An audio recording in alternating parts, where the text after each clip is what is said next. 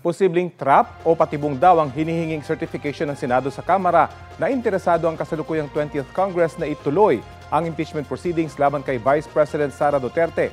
Ayon po yan kay Akbayan Party List Representative Shell Jokno na inaasahang sasali sa House Prosecution Panel. Balitang hatid ni Tina Panganiban Perez.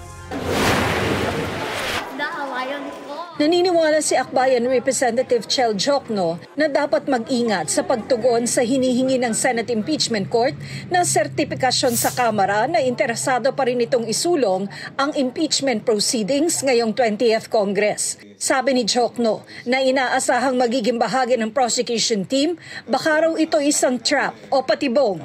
Yun ang sa bagay na kailangan pag-aralan ng mabuti kasi baka naman maaaring maging trap nga yan. Kaginawa ng House yan ay sasabihin naman nila, nag-violate na kayo ng 1-year ban. If the 20th Congress will designate prosecutors to the panel, I think that is already a very clear indication that they want to proceed with the case. Nanindigan si Jokno na dapat magkaroon ng impeachment trial. Yan din ang sabi ni Ako Bicol Party List Representative Alfredo Garbin. I haven't heard of dismissal and the Constitution does not speak of dismissal. Kumbaga bawal ang motion to dismiss, sir? Yes, because the Constitution speaks of hearing and trial, di ba? And the reception of evidence. Tingin naman ni Senador Sherwin Gatchalian, i-invoke ng defense team ang pagpapadismiss ng impeachment case ng bise.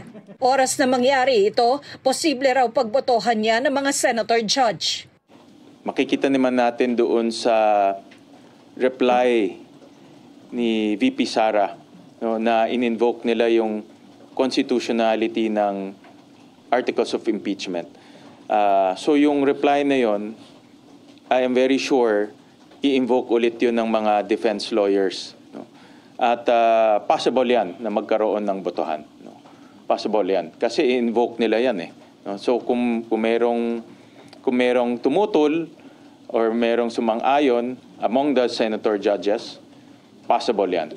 Pero nanindigan si Gatchalian na dapat maipresenta muna ang mga ebidensya sa impeachment trial bago magbotohan ang mga senator judge sa anumang motion.